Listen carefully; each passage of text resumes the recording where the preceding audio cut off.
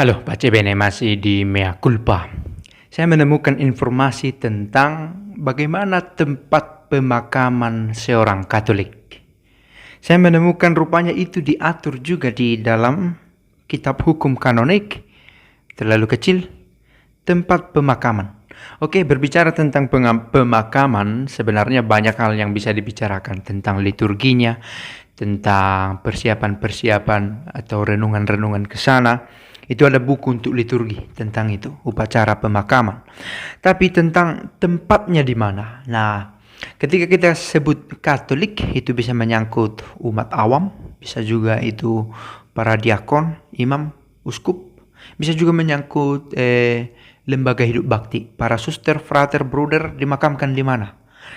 Di sini diatur. Yang pertama dikatakan di Kanon 1240. Gereja hendaknya mempunyai tempat pemakaman sendiri. Saya tidak tahu para culprit bisa bercerita di kolom komentar apakah ada tempat pemakaman gerejanya, stasinya, atau parokinya yang memang khusus dibangun untuk umat Katolik, atau ada pemakaman umum tapi di coupling ada yang khusus untuk umat Katolik. Nah, kalaupun ternyata tersendiri, dianjurkan di sini untuk. Namun, kalau hal itu tidak mungkin didapatkan, setiap makam hendaknya satu demi satu diberkati semestinya. Kiranya sudah ada berkat untuk makam itu. Karena ini sakramentali, maka bisa saja bukan yang tertahbis yang melakukannya. Petugas-petugas yang mendapatkan izin untuk melakukan itu, pemberkatan sakramentali, bisa diserahkan dalam keadaan khusus sesuai dengan kesepakatan dengan ordinaris wilayah di tempat itu. Nah, gereja paroki, gereja stasi dianjurkan semestinya memiliki tempat pemakaman sendiri untuk umatnya. Kalaupun berbeda, kiranya diberkati. Nah, itu tadi Kanon 1240. Lalu kemudian paroki dan tarekat religius dapat memiliki tempat pemakaman sendiri. Saya pernah tunjukkan di satu video, lupa saya video kapan, ada pemakaman khusus untuk kapusin. Untuk kami kapusin. Sudah diatur sedemikian rupa, sudah dikapling-kapling. Selanjutnya yang kosong di mana akan diletakkan di sana. Ada juga berupa gereja, di dinding-dinding itu dibuat ruangan-ruangan kecil seperti loker yang besar dan dimasukkan ke sana. Nanti kalau sudah mengalami penguraian, sudah tinggal tulang belulang, diangkat tulangnya, dimasukkan jenazah lain yang menyusul. Nah, ada pemakaman khusus untuk anggota lembaga hidup bakti, untuk suster, untuk frater, untuk bruder. Meskipun ada kasus tertentu di mana diminta supaya kembali ke keluarga, tapi sangat jarang. Itu tergantung kebijakan dari pimpinan sesuai dengan peraturan mereka. Juga badan hukum lain atau keluarga dapat memiliki tempat pemakaman atau makam khusus yang menurut penilaian ordinaris wilayah harus diberkati. Nah, kalau ada pemikiran kita buatlah sendiri untuk keluarga kita, baik itu dibincangkan dengan pastor paroki, tentu sebagai perpanjangan tangan uskup, dan apa langkah selanjutnya bisa kita minta himbauan dari pastor paroki kita. Lalu dalam gereja jangan dimakamkan jenazah. Ini dikatakan dalam gereja jangan dimakamkan jenazah kecuali paus.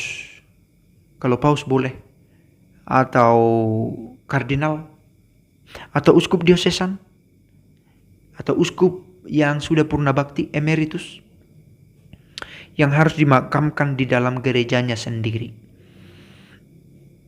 Pimpinan tertinggi gereja adalah uskup. Paus itu adalah uskup Roma, dan yang dituakan di antara para uskup itulah paus. Nah, para uskup adalah pimpinan tertinggi gereja partikular.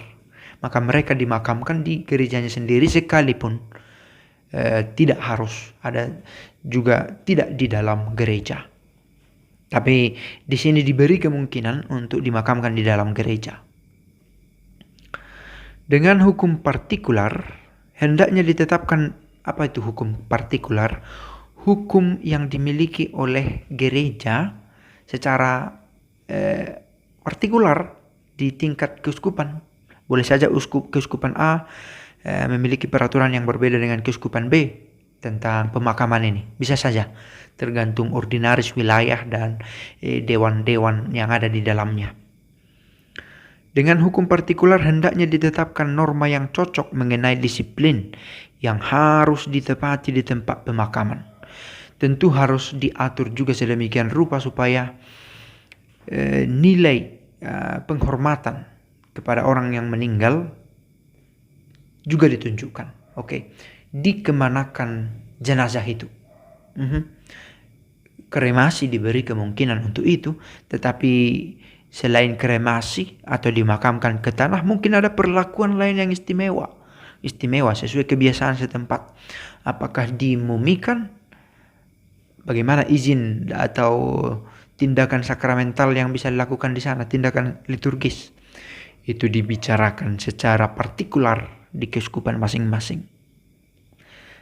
Tujuannya apa? Terutama untuk melindungi serta menjaga sifat suci yang khas tempat pemakaman yang bersangkutan. Ada kesucian yang dijaga di sana. Penghormatan kepada tubuh. Sekalipun ya jiwanya sudah pergi, bukan berarti kita dengan gampang membuang begitu saja. Karena nilai kemanusiaan dan penghormatan kita akan ciptaan Allah. Mana tahu video ini berguna. Pace bene.